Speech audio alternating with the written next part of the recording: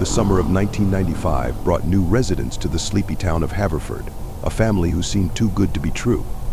The Johnsons, with their perfect smiles and friendly waves, quickly ingratiated themselves into our tight-knit community. But as weeks turned into months, I started to notice the cracks beneath their polished surface. It began with the children.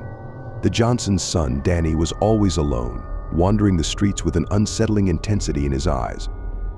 I often spotted him standing in the park, staring at the playground, as if he were waiting for something or someone. The other kids avoided him, whispering tales of strange noises coming from the Johnsons' basement. "Did you hear that?" my friend Sarah asked one day after school. It sounded like someone was screaming. I shook my head, dismissing her fears as childish imagination.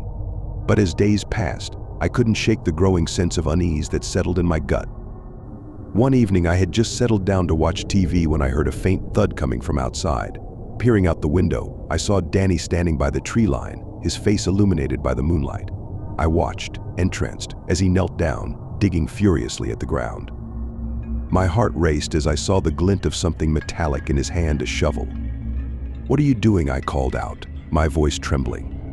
He froze, looking up at me with a haunting smile that sent chills down my spine. "Just playing," he replied, his voice oddly cheerful. "You should join me." I shook my head, retreating from the window, my mind racing with possibilities. What was he burying? The following day, a girl from the school went missing.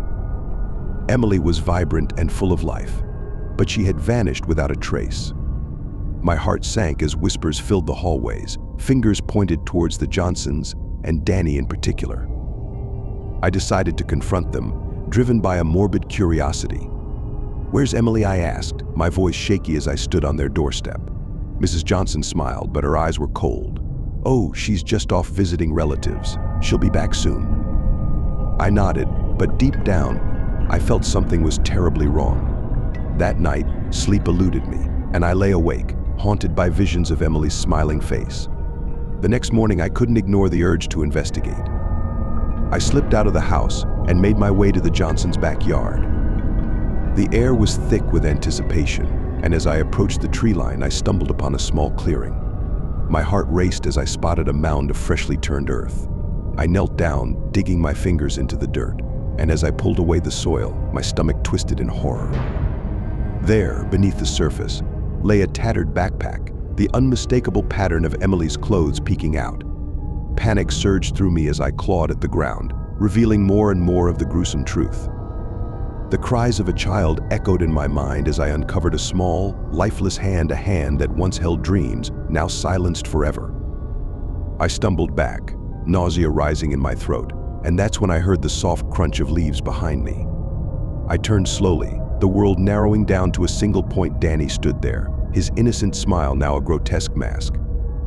"I told you to join me," he whispered, stepping closer, his eyes glinting with a terrifying glee. Fear paralyzed me as I turned to run, but he was faster. I felt a tug at my ankle as he tripped me, sending me sprawling to the ground. "You shouldn't have looked," he said, kneeling beside me, his small hands gripping my shoulders. "Now you have to join us." If you like this type of videos, please subscribe to our channel. We will upload a new horror and mystery story every week.